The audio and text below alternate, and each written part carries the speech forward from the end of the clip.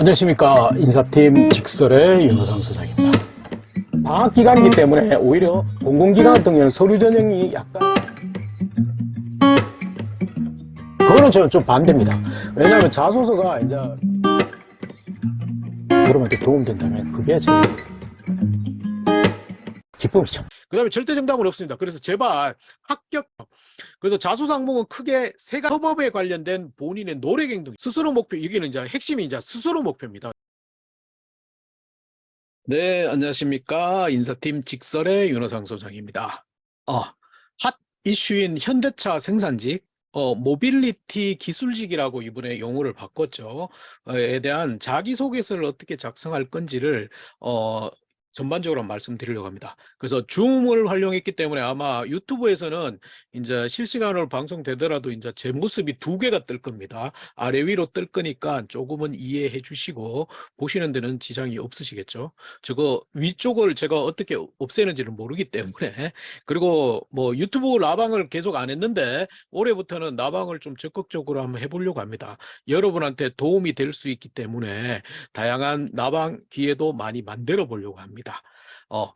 뭐 제 목소리는 들리시죠? 뭐 안 들리시면 들리셔야 되는데 좋아요. 그래서 현대자동차 생산직 자소서 생산직 모집 때문에 어제부터 인터넷이 난리가 났습니다. 그래서 현대차 채용 홈페이지가 다운되는 상황이 발생했고요. 실제 저도 어제 오전에 일찍 들어가 봤는데 계속 연결이 안 되고 계속 다운되고 나중에 막판에는 페이지 없다 이렇게 뜨고 대기자가 무수히 많아지더라고요. 왜? 현대차가 아마 10년 만에 자기 그 생산직을 모집하는 거고 정비직을 모집하다 보니까 그리고 인원도 대규모로 한 400명 정도 모집하다 보니까 지금 언론에서 얘기할 때는 한 10만 명 정도가 모일 거라고도 얘기를 하고 있습니다. 그래서 그만큼 많은 인원이 관심을 가지고 있고 그러다 보니까 이제 홈페이지가 당황스러워진 것 같아요. 그리고 이제 대부분의 이제 3월이 채용의 시기가 이제 시작이 되는데 대부분은 이제 대졸이라든지 이런 중심으로 채용이 시작됐는데 원래는 이제 물론 대졸도 일부 보고 시작이 됐지만 이제 생산직 모집이 굉장히 채용 시장의 첫 출발을 열었다고 보셔도 될 것 같아요.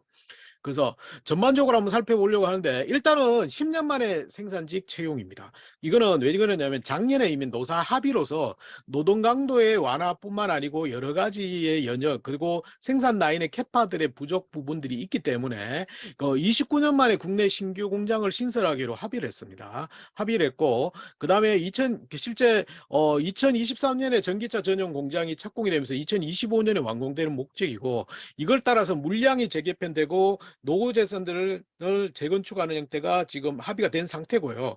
그 상태에서 실제 기존의 공장이 증설이라든지 캐파 확대 이런 것들에 따라서 생산 기술직을 추가적으로 모집을 해야 된다. 근데 이제 기존에는 이제 결혼 모집이라든지 촉탁이라든지 이런 식으로 모집을 하다가 이제는 과감하게 정규직으로 모집하자. 이런 식으로 결론을 내렸던 겁니다. 그래서 10년 만에 이제 생산 기술직의 이제 정규직 공채가 이번에 시작이 된다고 보시면 돼요. 근데 결국은 이거는 현대차는 노사 합의 사항이 굉장히 중요하기 때문에 그게 우선으로 좀 일단은 시작됐다고 보시면 되고요. 그리고 이제 정규직 모집 자체가 상반기 때 400명, 그다음에 하반기 때 한 300명 모집이다 보니까 굉장히 많은 숫자가 모집이 되는 겁니다. 그리고 이제 10만 명이 몰린다는 언론의 이야기처럼 어제 제가 이제 오전 아침 일찍 채용 홈페이지에 접속했는데 뭐 지원자가 대기자가 15,996명이고 그다음에 실제 뭐랄까 대기자가 없어진 상태에서 공고 속으로 들어갔는데도 저런 상태로 돼 있더라고요.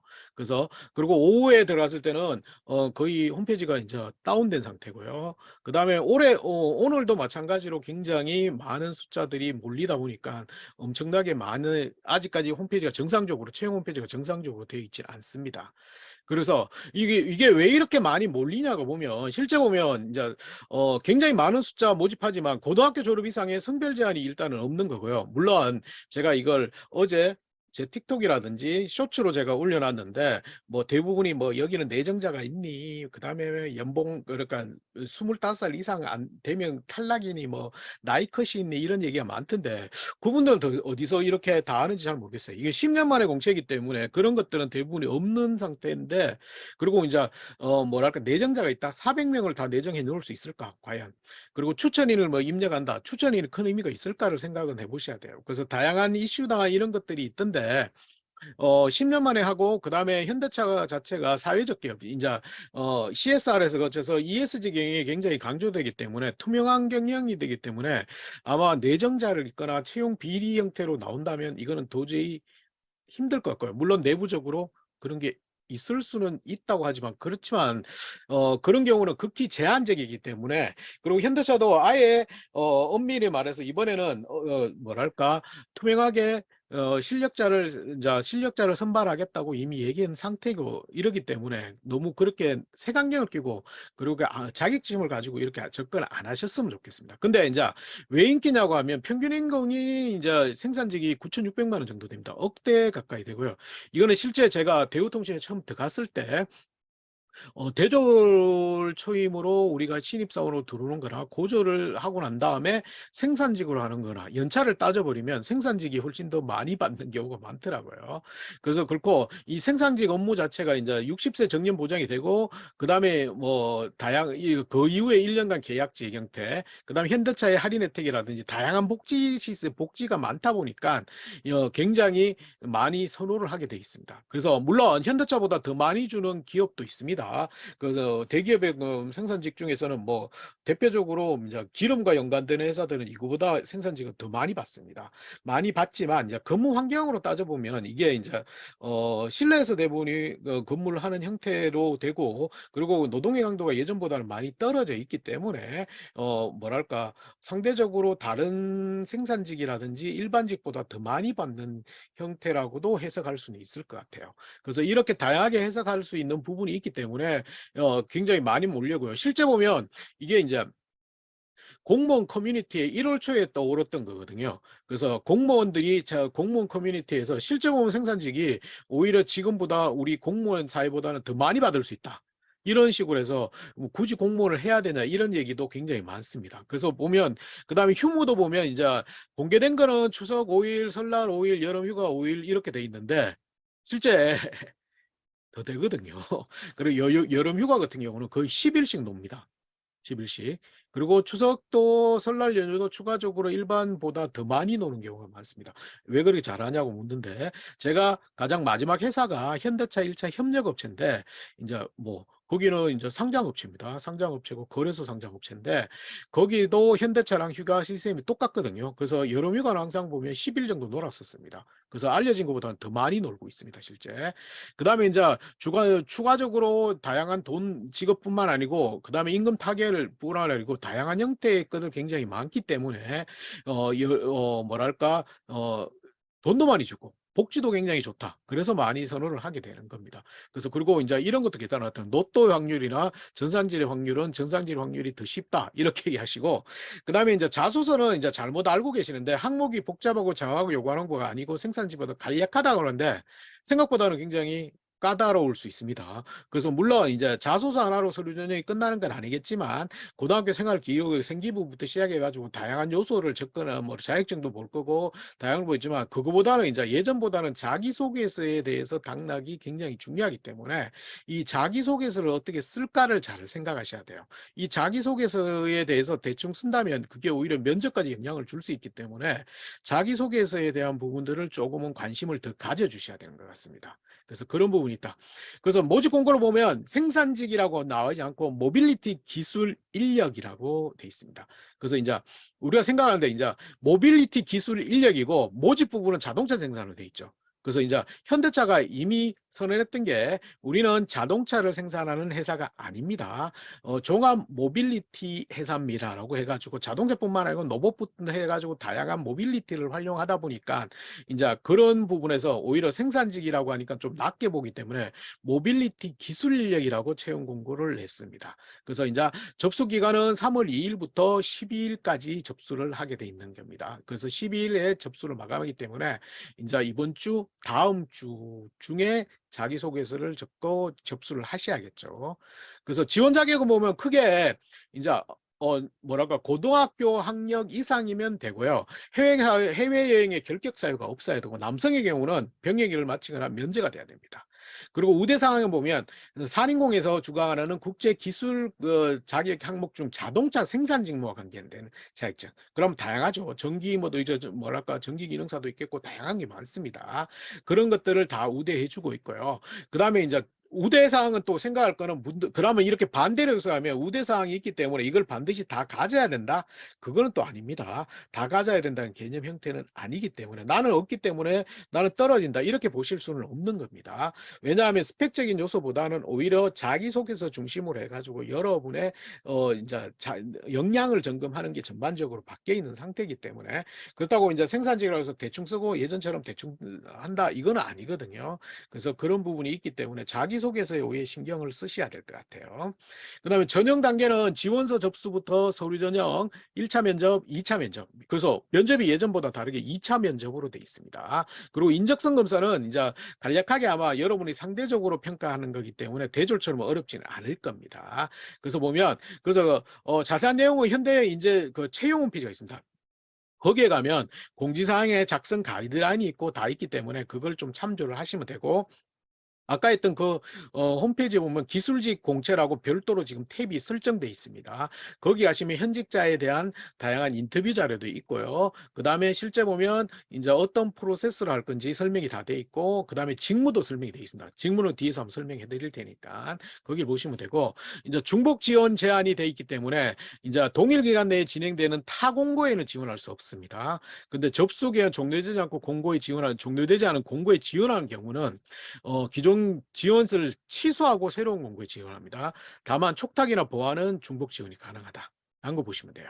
근데 기존 공고에서 이제 불합격 통보를 받은 경우는 새로운 공고에 지원을 가능합니다. 이거는 이제 현대차 공통이라고 보시면 돼요. 그래서 이제 지원 직무를 보면 이것도 이제 채용 이제 이 기술직에 대해서 전반적으로 설명해 놨습니다. 크게는 보면 직접 생산 부분이 있고 간접 생산 부분이 있습니다. 그래서 이제 생산 부분에서는 크게는 이제 모집하는 거는 울산, 아산, 전주 공장을 타겟으로 하는 겁니다. 지금 현재로서는.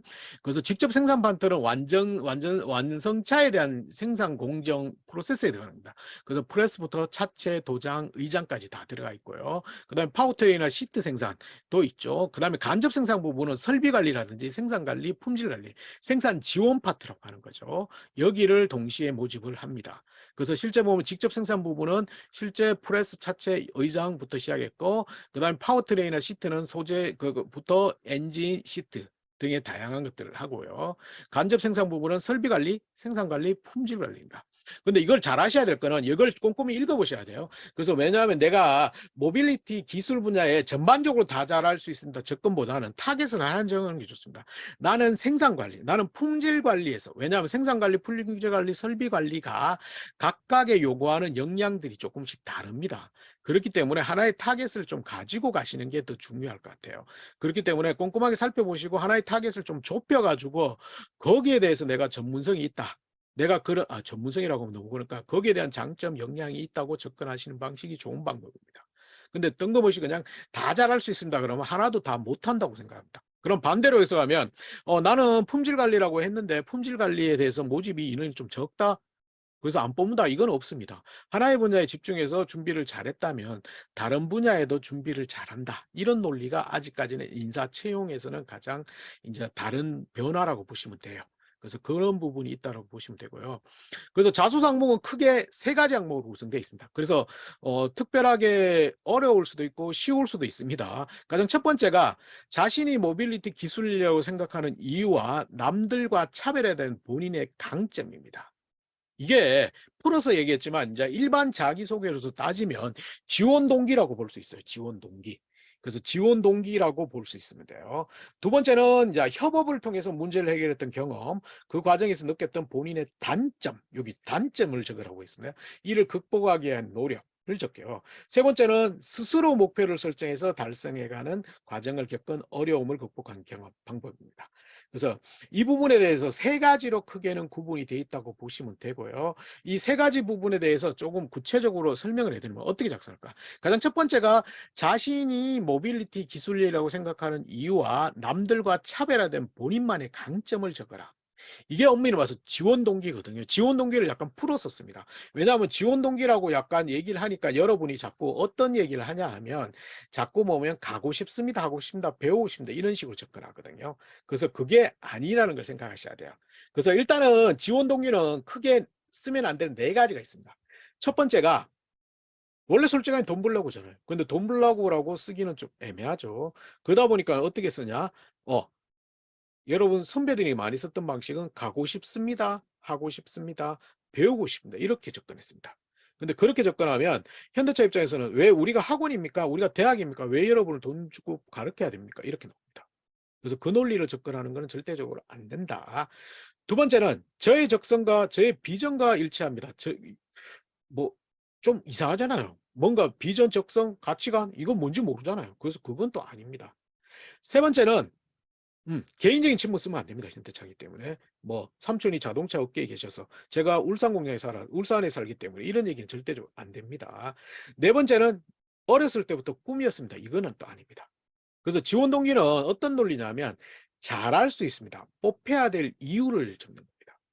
그럼 서론, 본론, 결론을 한번 나누면 서론은 현대차에 대해서 약간 분석해도 돼요. 근데 현대차에 대해서 막연하게 글로벌 1위 뭐 기술력이 어떠니 이런 것보다는 현대차에 대해서 생산 파트, 특히 이제 우리 생산 파트잖아요. 아니 품질이면 품질 파트에서 장점 차별을 찾아서 현대차는 AB 등의 품질 관리 시스템을 가지고 있기 때문에 다른 회사보다 관심이 있기 때문에 저 또한 관심이 있다. 이런 식의 접근 방식도 좋고요.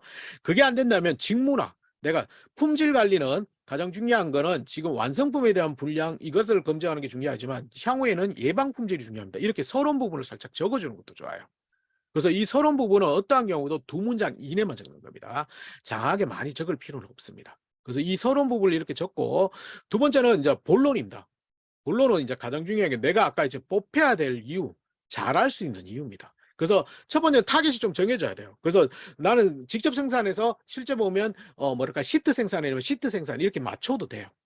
아니면 나는 설비 관리 이런 식으로 맞춰가지고 거기에 대한 연관되는 장점 준비를 적어야 돼요. 그래서 가장 첫 번째는 이거는 다 적어야 된다는 건 아닙니다. 근데 여기 장점 준비 이것들을 모든 경쟁자를 이길 수 있는 장점이 아니라 내 기준의 장점이 됩니다. 근데 가장 좋은 포맷은 거기에 관련된 공부를 해봤습니다. 있으면 좋겠어요. 근데 없으면 없는 대로 나가는 겁니다. 그러니까 이제 공부가 있다면 거기에 이런 전기를 전공했고 그다음에 관련 자격증 AB 등을 땄기 때문에 전기에 대한 전문성을 갖춰왔습니다. 그것도 되겠죠. 두 번째는 그것도 돼요. 꼭 이제 이게 전문성이 없다 경험 부분도 있겠죠. 근데 직접적인 경험도 있고 간접적인 경험도 있어요. 직접적인 경험은 이제 예, 제가 거기에 관련된 프로젝트를 했습니다. 거기에 대한 관련된 이런 뭐랄까 이제 아르바이트를 했습니다. 현대차에서 생산 라인에서 근무를 해봤습니다. 이런 것도 괜찮겠죠. 근데 간접적인 경험은 제가 롯데리아 알바에서 고객도 알고요. 리더십 과대표에서 리더십도 있습니다. 이런 거. 그다음에 성격도 있겠죠.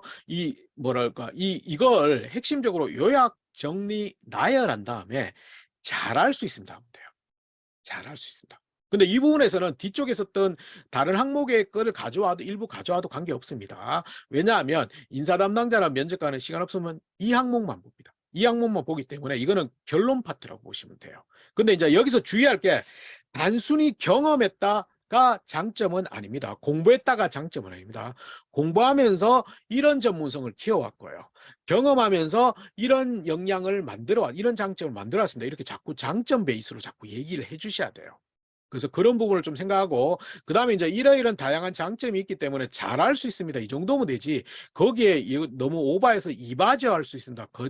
뭐 거창하게 기여할 수 있습니다. 이렇게 가는 거는 좀 안 됩니다. 그래서 그런 부분이 있기 때문에 그걸 좀 생각하고. 근데 이제 질문 자체가 여기 보시면 이제 모빌리티 기술에 생각하는 이유는 다양한 장점을 어필하면 되겠죠. 제가 이런 장점, 이런 준비, 이런 것들이 있기 때문에 잘할 수 있습니다로 접근하시면 되는데 여기에 남들과 차별화된 본인의 장점을 또 적으라고 합니다. 그렇기 때문에 이건 어떤 구성을 해야 되냐면 아까 했듯이 이렇게 공부하고 이런 거 다른 것들 이런 거 다 이런 여러 가지를 통해서 내가 현대차 모빌리티 기술력을 잘할 수 있습니다라고 하고 난 다음에 특히 그중에서 내가 강조하고 싶은 경험이나 강점을 조금 더 디테일하게 한두 문장 더 적어주는 겁니다.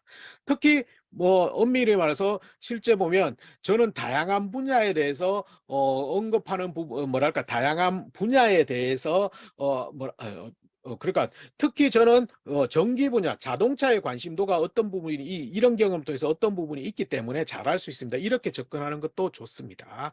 그래서 그런 부분이 있기 때문에 그걸 조금은 생각을 해 보셔야 돼요. 아시겠죠? 그래서 이러이런 준비, 이런 장점, 이런 것들이 있습니다. 여러 가지 한두 문장을 적으시고 난 다음에 특히 저는 이런 경우를 통해서 이런 차별성이라고 굳이 안 해도 이런 장점이 다른 지원자보다 있습니다. 실제 이런 경험이기 때문에. 그래서 왜냐하면 강점이나 차별성을 얘기를 한다면 거기에 대한 경험이나 에피소드를 살짝은 얘기를 해 주셔야 됩니다.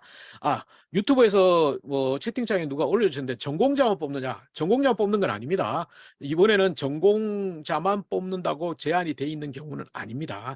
그래서 비전공자도 실제 입사한 케이스도 있습니다. 그렇기 때문에 내가 전공을 안 했다, 그거와 자동차에 대한 남다른 관심도가 있다, 그 쪽으로 어필하셔도 되고요. 그리고 앞에 얘기했던 여러 가지 장점 준비들은 모든 경쟁자가 이길 수 있는 장점이 아니고 나만의 기준입니다. 근데 문제는 아까 얘기했듯이 공부라든지 그다음에 자격증이 없고 그다음에 그런 거라면 나는 성격의 장점이라든지 그다음에 이제 생산 라인이 꼭 자동차 생산 라인만을 원하는 건 아닙니다. 다른 회사의 생산 라인의 경험이라든지 이런 것도 관계없고 그런 것도 만약에 없다 그러면 내 성격의 장점으로 어필해도 관계없겠죠.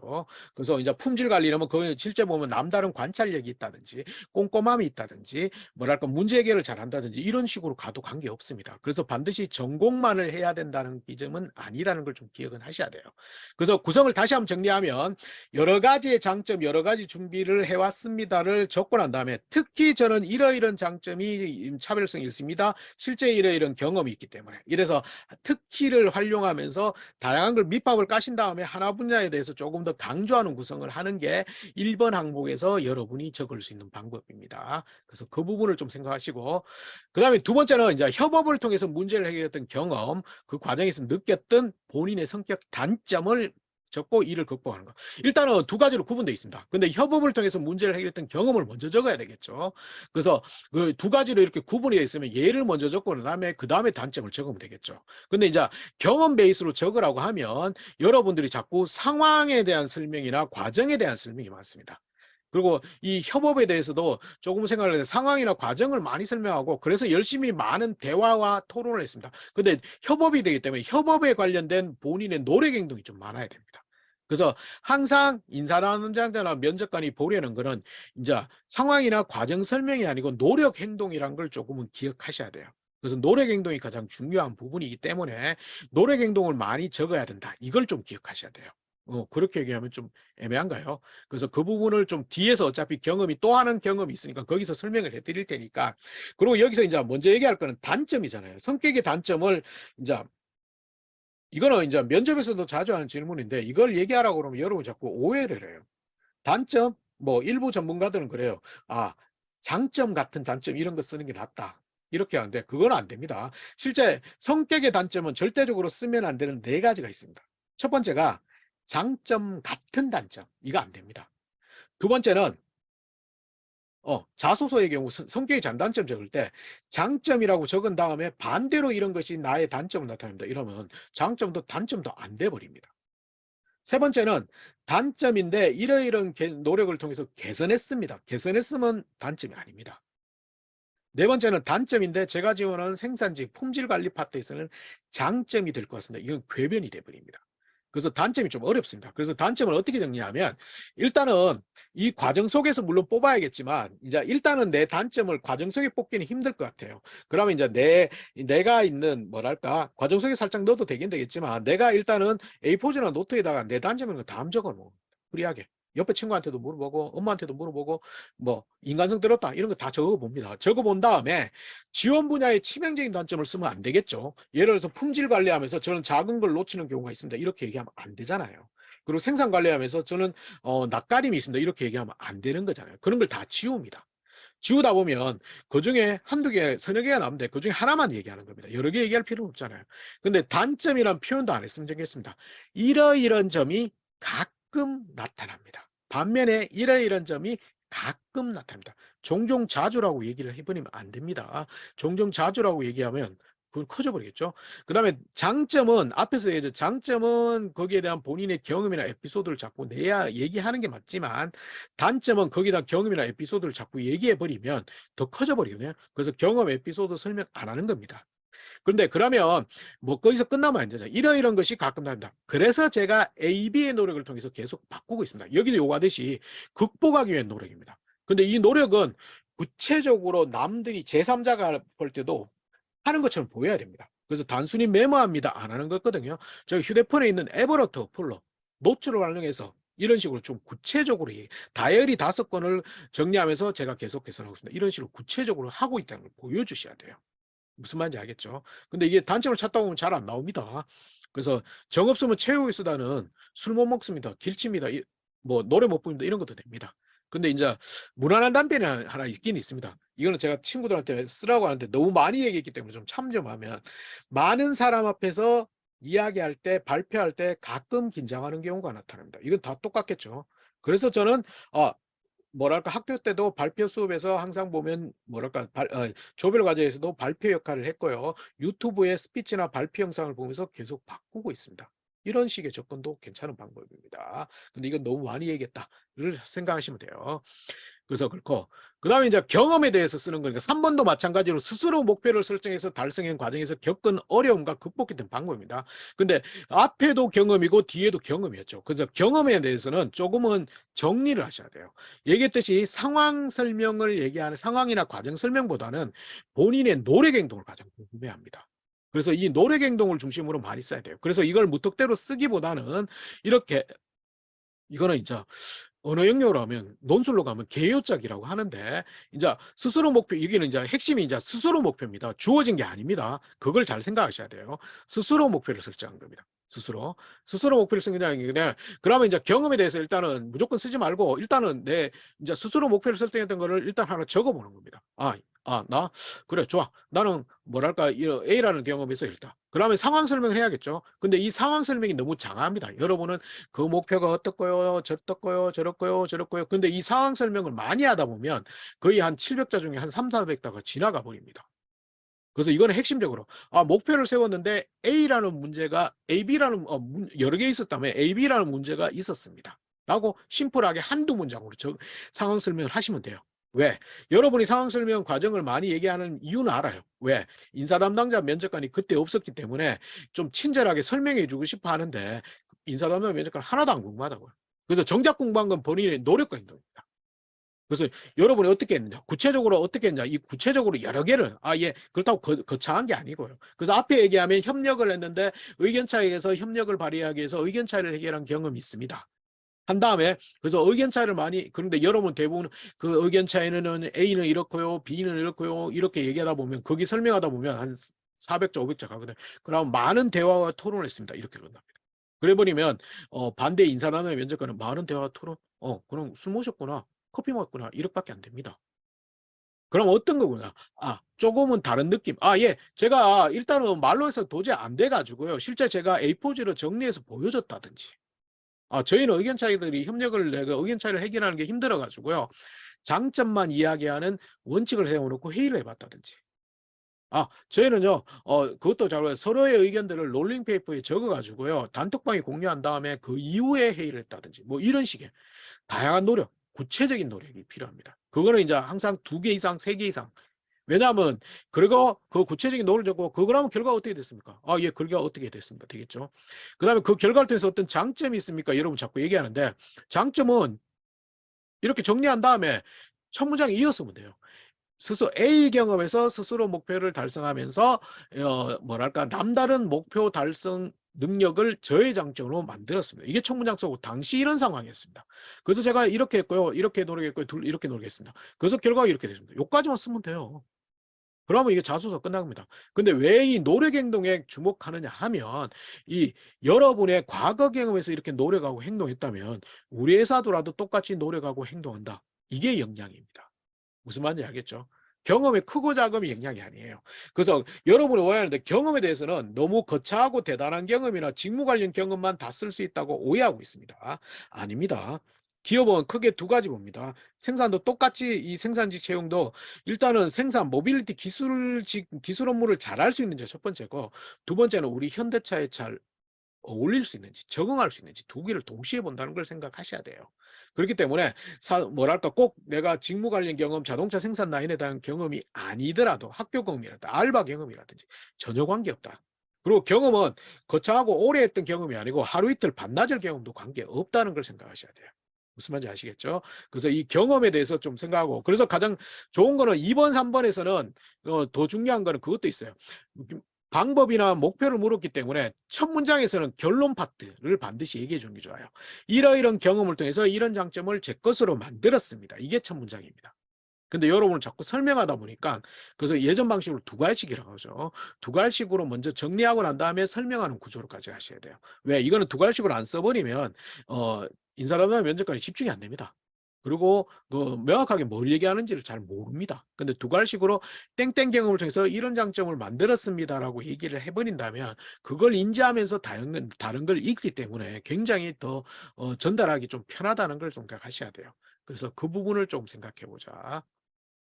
그래서 이게 이제 이 부분에서 이제 문제가 뭐냐면 여러분이 자꾸 이 질문에 따라서 아까 했던 협업했던 경험, 그다음에 스스로 은밀해서 목표를 달성했던 경험 이런 것들을 중심으로 자꾸 적으려고 하다 보니까 문제가 생겨요. 왜냐하면 거기에 대한 연관되는 경험이 있으면 그걸 적게 되는데 그 연관되는 경험이 없으면 헤매기 시작해요. 그래서 제가 추천하는 거는 그 질문에 답을 하기보다는 이 경험 정리를 먼저 해봤으면 좋겠어요. 그래서 저는 전지 붙여놓고 동그라미 치고 이거 이제 A4지나 노트북이나 이런 쪽으로 정리하면 정리할 때만 정리하고 안 보기 때문에. 그래서 동그라미를 치고 동그라미 속에는 큰 경험, 내가 했던 큰 경험을 적고 그 밖에는 그때 있던 에피소드를 한번 적어보세요. 이게 충실하게 적혀지면 자연스럽게 오히려 앞에서 쓸 수 있는 1, 2, 3번 항목의 다양한 경험이나 장점들이 보일 수 있습니다. 근데 이걸 정리 안 하고 끼워 맞추려고 하다 보니까 내가 경험이 없고 엉뚱한 거 사소한 경험, 군대 경험 막 이런 걸 적는다는 거예요. 그래서 그런 부분을 좀 생각은 하셔야 돼요. 근데 이거는 엄밀히 와서 이제 면접 준비하기도 좋기 때문에 면접 준비에서도 결국은 여러분의 경험을 중심으로 여러분의 역량을 질문하는 거거든요. 그렇기 때문에 조금은 미리 전지사다 붙여놓고 이렇게 정리를 하시는 걸 추천합니다. 그다음에 이제 큰 경우보다는 작은 에피소드로 증명하라. 그래서 리더십이 있습니다. 저 과대표에서 리더십이 있습니다. 보다는 과대표 체육대회 때는 이런 일이 있었는데 제가 이런 걸 해결하면서 리더십이 있습니다. 이런 식으로 접근하는 게 더 맞습니다. 그래야지만 오히려 짧은 시간 내에 설득할 수 있습니다. 그렇기 때문에 제가 전지 동그라미에는 큰 경험 적고 작은 밖에는 작은 에피소드를 쓰라는 겁니다. 그래서 자꾸 작은 에피소드를 중심으로 어필해 가는 것들이 좋고요. 그다음에 절대 정답은 없습니다. 그래서 제발 합격자 자기소개서라든지 이런 걸 제발 좀 참조 안 하셨으면 좋겠습니다. 근데 여러분은 은연중에 참조한다고 갖다 놓고 난 다음에 근데 문제는 합격자인지 아닌지도 모르잖아요. 그리고 참조한다고 갖다 놓고 난 다음에 그걸 참조하는 게 아니고 갖다 뺏깁니다. 근데 반대 인사 담당자는 모를 것 같자? 아닙니다. 10명만 읽으면 뺏긴 자 압니다. 그래서 가장 중요한 건 자기소개서잖아요. 여러분에 대한 소개입니다. 그렇기 때문에 객관화시키라는 게 아니고 여러분의 주관적인 생각, 여러분의 이야기를 쓰면 충분하다는 걸. 그걸 조금은 기억하셔야 됩니다. 그래서 그다음에 이제 경험을 적을 때 2번 상황에는 상황 설명보다는 여러분의 노력 행동이 중요하다. 그래서 노력 행동을 자꾸 구체적으로 적어 주셔야 됩니다. 사소한 것도 모이면 관계없습니다. 그래서 노력 행동을 좀 중심으로 구체적으로 적어 주는 게 의미가 있다. 그다음에 이거는 면접 준비를 하기 위해서 현대차에 대해서 다양하게 살펴보기 위해서는 이제 이거는 구글 알림입니다. 구글 알림이란 서비스인데 거기에 보면 현대차라든지 키워드를 넣으면 이렇게 찾아서 보여줍니다. 그렇기 때문에 그걸 통해서 뭐랄까 계속 현대차에 대한 관심 이슈는 이거는 자소서 쓸 때는 지금은 조금은 애매한 부분이 있고요.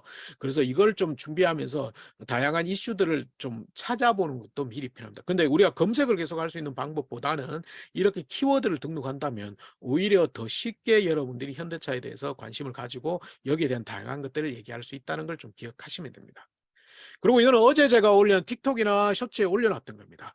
그래서 폭망할 수밖에 없는 5가지인데 일단은 맹목적으로 잘할 수 있다는 절대적으로 안 됩니다.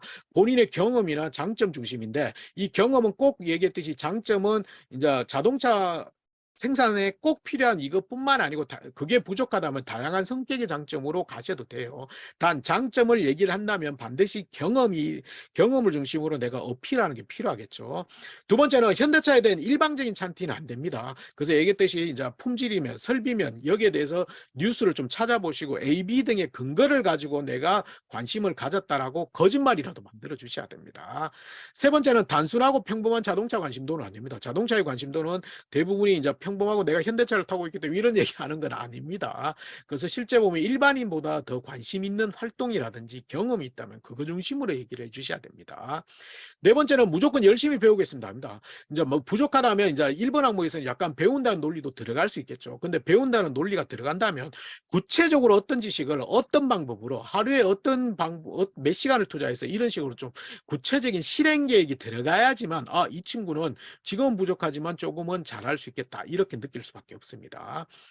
그다음에 다섯 번째는 울산, 아산, 전주에 산다고 해서 거기에 연고를 강조하는 건 절대적으로 안 된다는 거. 이건 다시 한번 말씀드리겠습니다. 그래서 그게는 큰 장점이 되지 않는다는 걸 좀 기억하셔야 됩니다. 아시겠죠? 좋아요. 두서없이 많이 얘기했네요. 그래서 뭐 핵심이 아닐 수도 있고 좀 애매한 부분도 많고 이런데 궁금한 거 있으면 언제든지 댓글 남겨주시고요. 이 나방은 여기서 끝나고 편집해가지고 다시 올려드릴 테니까 궁금한 거 있으면 댓글로 언제든지 질문하시기 바랍니다. 근데 가장 중요한 거는 자기소개서입니다.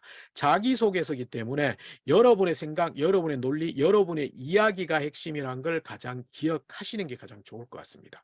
아시겠죠? 근데 자꾸 남의 얘기를 쓰거나 너무 일상적인 얘기를 쓰는 거는 절대적으로 곤란하다는 걸 기억하시기 바랍니다. 아시겠죠? 좋습니다. 여기서 일단은 방송을 끝내고요. 유튜브 나방은 계속적으로 한번 주기적으로 한번 해봐야겠습니다. 계속 뭐 기회를 만들어 보겠습니다. 네, 감사합니다.